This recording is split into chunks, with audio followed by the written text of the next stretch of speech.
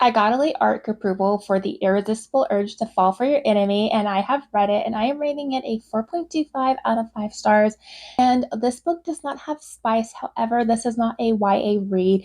We definitely have a lot of adult situations, themes, humor, and ended windows in this one. And this is a book one. There is another book afterwards, and I do believe the spice will pick up in that book based off of how we're set up in this one. So I will address the main issue. If you've seen other reviews, you know people have talked about the world building, and I will say the world building is clunky. However, you do get used to it the more you read into it, and I would say about 30-40% of the way in is when you really get comfortable with how the world works, and then you're able to just read without having that world building aspect clogging up the system. Storyline wise, it flowed so well start to finish. You had action, it had no dull moments, and the tension between the FMC and the MMC was so great, and their banter was just off the charts. And I absolutely love that. So we're set up for this story with our two main characters. They both have POVs. We have Aurene and we have Osric. Aurene is a Helene. She is a healer or a nurse of sorts, and she specializes in healing different elements.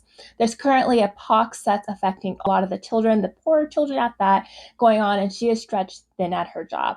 We have Osric. He is suffering from this weird disease where it is poking at his teeth, which is magic in this world, and it is eating away to where he's becoming less and less powerful as the days go on.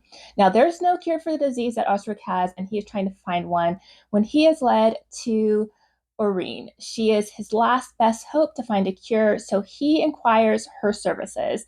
They make a deal that he makes a huge donation to the pox vaccine, and in turn, she will try to find a cure even though there is not a documented one on record. These two go off on little adventures every full moon, different days, certain days like that. They're undercover, they're finding certain objects. Does this sound familiar to you guys? Because I know this to me. If you know, you know. And it's just them having these crazy little adventures, trying to figure out this cure with a lot of banter and tension between the two. And you're just really wanting these two idiots of love to realize they like each other and for them to be together. So this is a part one. And I am so mad the next book isn't even dated yet. This one is a definite must read, must add to your TBR. It comes out July 8th. Definitely check it out.